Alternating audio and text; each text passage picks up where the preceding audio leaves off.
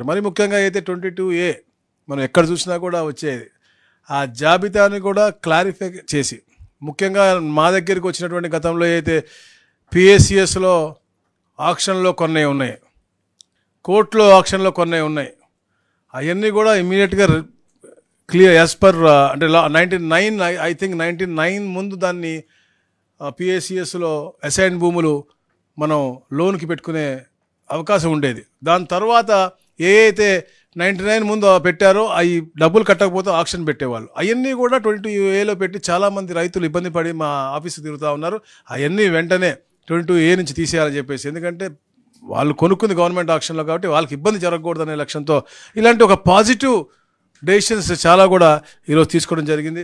Free hold మీద కూడా చాలాసేపు డిస్కషన్ జరిగింది. ఏదైతే సోదరులు అడిగారో అది కూడా అంటే దాంట్లో మన దాదాపుగా ఈ రోజు వరకు ఏ గవర్నమెంట్ ఇచ్చినా కూడా 36 లక్షల ఎకరాలు ఫ్రీ మనకి అసైన్మెంట్ చేసేటువంటి ఉంది. కానీ ఈ రోజున మనకి లెక్క తేలుతుంది 11 లక్షలే.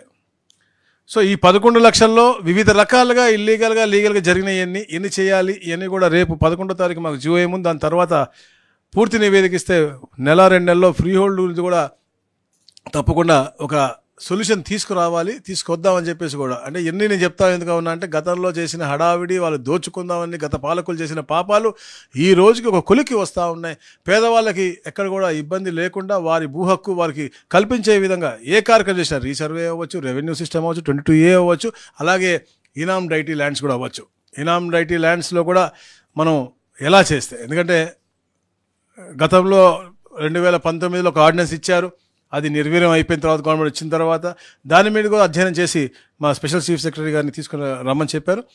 అది కూడా ఎట్లా చేసి అంటే this a process in the government. So అన్ని కొన్ని యాక్ట్లు మార్చాల్సినవి ఉంటాయి. ఇవన్నీ ఎలా చేస్తే పేదలకి మంచి జరుగుతుందని చెప్పేసి వే ఫార్వర్డ్ కూడా తీసుకురావడం జరిగింది. అలాగే కుల ధృవీకరణ పత్రాలు కానీ అంటే ఆధార్ అనుసంధానంతో దాదాపుగా 2.77 కోట్ల కుల ధృవీకరణ పత్రాలు ఇప్పుడు దాకా జారీ చేశారు. ఇక నుంచి ఆధార్ అనుసంధానంతో ఆన్లైన్ ద్వారా క్యాస్ట్ సర్టిఫికేట్ అంటే ఒక్కసారి తీసుకుంటే ఫ్యామిలీలో మళ్ళీ భవిష్యత్తులో ఎప్పుడు కూడా ఎక్కడికి అవసరం లేకుండా ఉండే విధంగా ఈ యొక్క కార్యక్రమం కూడా చేపట్టడం జరిగింది. ఇట్లా ఏదైతే 86% మేర మా పీజీఆర్స్ వచ్చినాయన్నీ కూడా పరిష్కారం చేస్తూ ఉన్నామో మిగతా 14% ఏదైతే గట్టిగా మాట్లాడేది ఆ 14% కాబట్టి వాళ్ళకు కూడా సమస్యలు కూడా పూర్తిగా పరిష్కరించి ఎక్కడ కూడా భూమి వివాదం ఉండకూడదు, భూ వివాద రహిత రాష్ట్రంగా చెయ్యాలి అని చెప్పేసి కూడా గౌరవ ముఖ్యమంత్రి గారు మాకు చెప్పడం జరిగింది.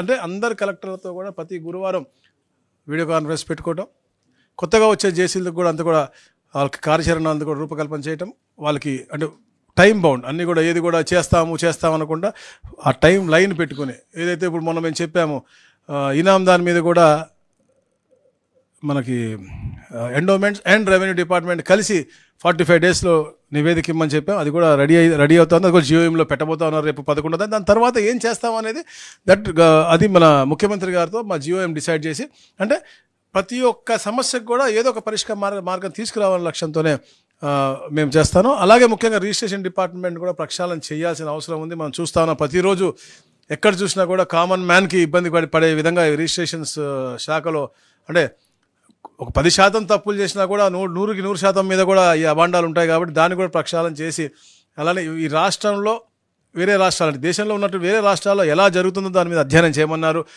ఎలాగైతే పాస్పోర్ట్ కేంద్రాలు ఉంటాయో అలాగే మనం రిజిస్ట్రేషన్కి సేవా కేంద్రాలు పెడితే ఎలా ఉంటుంది అనేది దాని మీద కూడా డిస్కషన్ చేయడం జరిగింది.